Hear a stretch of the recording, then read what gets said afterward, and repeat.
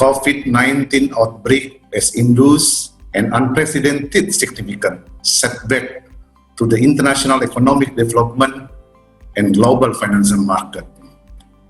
As part of the international economic and global finance market ecosystem, the Islamic economic and finance has also affected by the pandemic. Islamic countries are heterogeneous in terms of economic performance.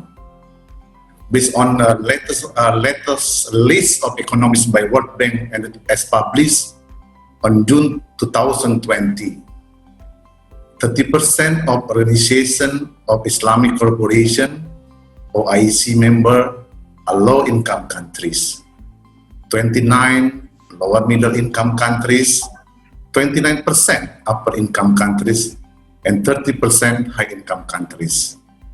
In other words, as much as 59% of Islamic countries are low-income and lower middle-income countries, while 41% are upper-income and high-income countries.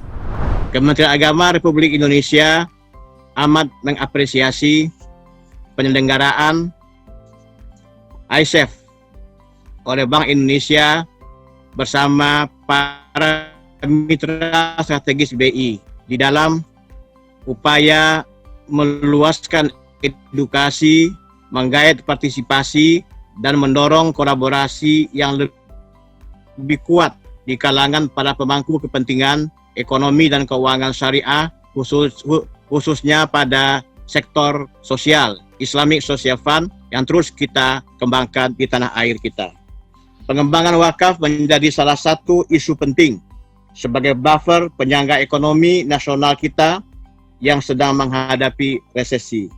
Gerakan wakaf memperoleh momentum baru dengan terafirmasinya kebijakan pemberdayaan dana sosial keagamaan dan pengembangan kelembagaan ekonomi umat dalam program prioritas nasional pada rencana pembangunan jangka panjang, jangka menengah nasional RPJMN 2020-2024. Negara nomor satu yang paling dermawan menurut penelitian itu adalah Indonesia, ya.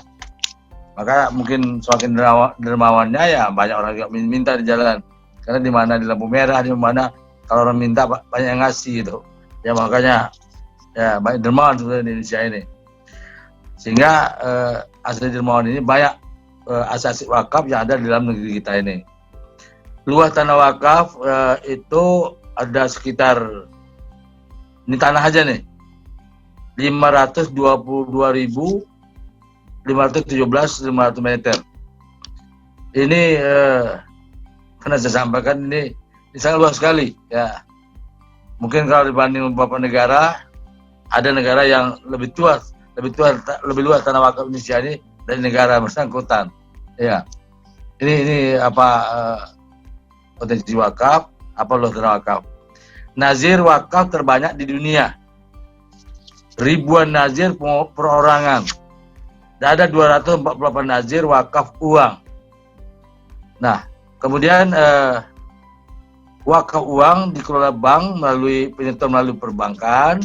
Sudah ada 22 bank syariah yang kita tunjuk sebagai LKS PWU, Lembaga Keuangan Syariah Penerima Uang Wakaf, apa wakaf uang, atau juga sering disebut wakaf tunai itu. Kemudian menurut Badan Wakaf Indonesia, potensi wakaf uang di Indonesia ini ada 180 triliun per tahunnya. Ini cukup lumayan sekali. Ya, sekian persen dari APBN dalam negara kita ini. Kemudian tentu dalam melaksanakan pengelolaan wakaf ini perlu ada sebagai semacam standarisasi, ya. Pengelolaan wakaf secara internasional maupun nasional harus ada standarnya. Nah, kemudian berikutnya potensi nazir Indonesia ini, ya, itu ribuan nazir tanah, 66% nazir perorangan, 16% nazir organisasi, 80% nazir yang berbadan hukum, 248 nazir wakaf uang. yang mereka kerjasama dengan bank LKS PWU, kemudian juga dengan Badan Wakaf Indonesia. Bahkan BWI itu sendiri juga sebagai nazir wakaf uang itu sendiri. So I just wanted to say where are we today, because I have been invited for many of the Wakaf conferences and seminars. There are many innovations that we can see moving forward. There is even a technology blockchain on Wakaf being discussed and so on. But I think a key to the Wakaf is about the social and economic benefit to the Muslim Ummah as a whole that is very important. Next slide, please. So how we revive this tradition. So I want to discuss a bit on the tradition of the Wakaf and what went wrong, why are there underdevelopment of the institution. I think there are some discussion already raised by Bapak Tarmizi just now. Yeah, very glad that he raised. I think I will be raising some of the challenges and issues that is quite similar on the challenges that we face on the underdevelopment of this institution. And entrepreneurship in Muslim has been off. I think that is one of the very important factor of Wakaf that has been, a setback because Wakaf is about the distribution of wealth. So without the creation of wealth, there will be a dearth of Wakaf. So you need to have people who are really wealthy in the sense that you have to create, you have to donate and give your money for the creation of the Wakaf. So creation of wealth is important before the distribution of wealth. So for us, we are the Nazir, we are the administrator of the Wakaf. But at the end of the day, you need people to create that wealth to be given for the society. So, and we need an entrepreneur which is God-fearing and understand the concept of Wakaf. So people who has a high taqwa, high iman, to ensure that whatever wealth that is created, you see a lot of billionaires now, and in the like of the non-Muslim like Bill Gates and Warren Buffett, they have created, they are very wealthy, but they give most of their wealth to the foundations and so on. So we need to have more of wealthy people, but at the same time God-fearing, so that more Wakaf can be revived. And so we have to create more entrepreneurship. So looking at the root cause of the Wakaf itself. The other thing that I want to highlight, which I will address in the next slide, is the freedom deficit, fear of making changes, and the other slide back, knowledge deficit. So one is freedom deficit and second is knowledge deficit. The zest to acquire knowledge. So these two is very important so that we can move and progress the Wakaf to the next level. So then finally, it was being to be Wakaf in 1958. So after 20 years, so becoming Wakaf after that. So it means what? So the founders of Gontor, they prepare and they develop first this education, and after it is well established, the system is well established, then it is becoming the Wakaf institutions. Then we are who continue this Wakaf. It's not begin from the empty land, but we have started not only by the buildings, but by the whole system which is there already. So we are continuing. It is maybe also the problem of nowadays Wakaf, because usually, yes, there is big money, there is the money, but unfortunately we lack person who will manage this money well and make it productive and make it, because Wakaf should be productive and should be a long-lasting fund, so on and so on.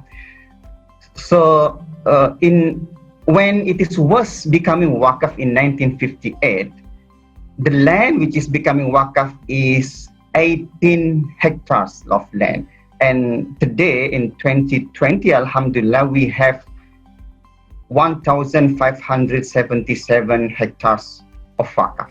In 1958, we just have one campus. Today we have 20 campuses in Indonesia, of course. But not only these 20 campuses, is actually we have what we are calling by alumni pondok, because our alumni also developing the same educational institution like us, and it is more than 200.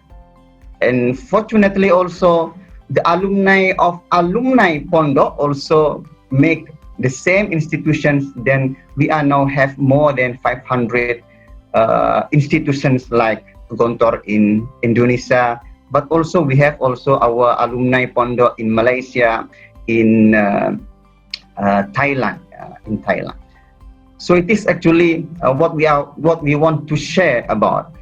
And until today, where we are facing COVID-19 pandemic in new normal area, Alhamdulillah, we can adjust and we can face all the things, and we still manage the education, which is now we have 31,000 more students and teachers living in 20 campuses.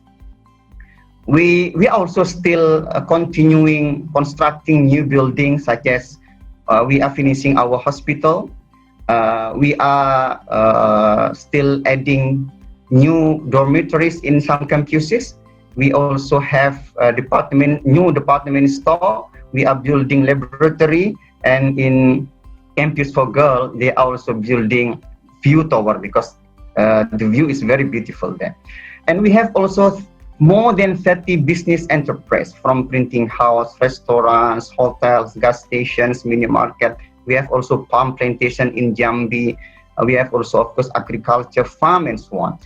If it is added by small business organized by our students, it can be more than 50 business units that we are managing.